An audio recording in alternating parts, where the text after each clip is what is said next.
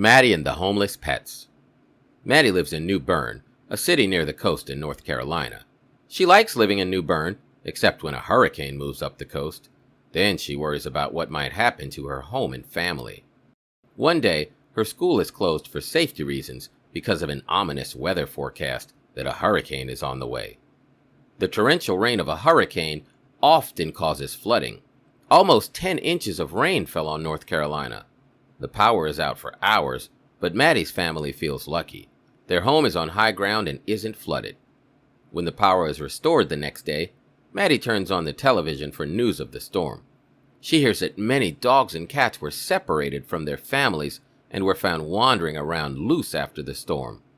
The reporter says, volunteers in the Humane Society have opened an emergency shelter for lost pets at the county fairgrounds. Anyone who had to leave a home and needs a safe place for a pet can bring it to the shelter to stay for now. The people at the shelter need help from the community and are requesting donations of pet food. Because Maddie really cares about animals, she wants to help. She resolves to find a way. She wonders what she can do to make a difference. She might open a lemonade stand.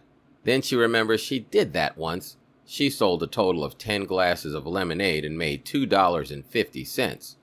It would not be enough to buy much food for the animals. Next, Maddie thinks about asking her parents for money. Yet asking them may not be a good idea. She has heard them talking about saving on expenses. Mom lost her job arranging flowers at the floral shop when it went out of business, and Dad's company cut his hours last week. Asking them for money is definitely not a good idea. Finally, Maddie gets a good idea. Almost everyone likes pets and must feel sorry for the homeless ones. If she can convince her classmates to donate food, she might collect enough. Because she is artistic, Maddie decides to make a poster. At the top it says, "Help the Pets." She adds a newspaper article about the emergency shelter, then draws pictures of cats and dogs. She also gives some examples of kinds of pet food the shelter needs. In the garage, Maddie finds a big cardboard box, which she decorates with pictures of animals. In the morning, Maddie takes her poster and cardboard box to school. She asks her teacher, Miss Jones, if she can put them in the hall near the door to the room.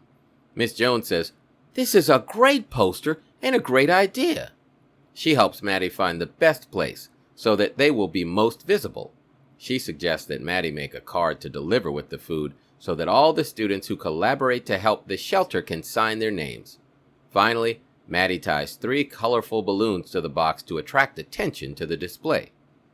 After the first day, there are only 4 cans of cat and dog food in the box. On the next day, there are more cans and several bags of food. Maddie already needs to find another box to hold all the contributions. On Saturday, Maddie's dad drives her to the shelter and helps her carry the boxes inside. The people at the shelter are delighted. Their supplies are unusually low because there are so many homeless pets. They invite Maddie to visit with the pets. She even gets to hold a kitten on her lap for a few minutes. Driving home, Maddie has a new thought.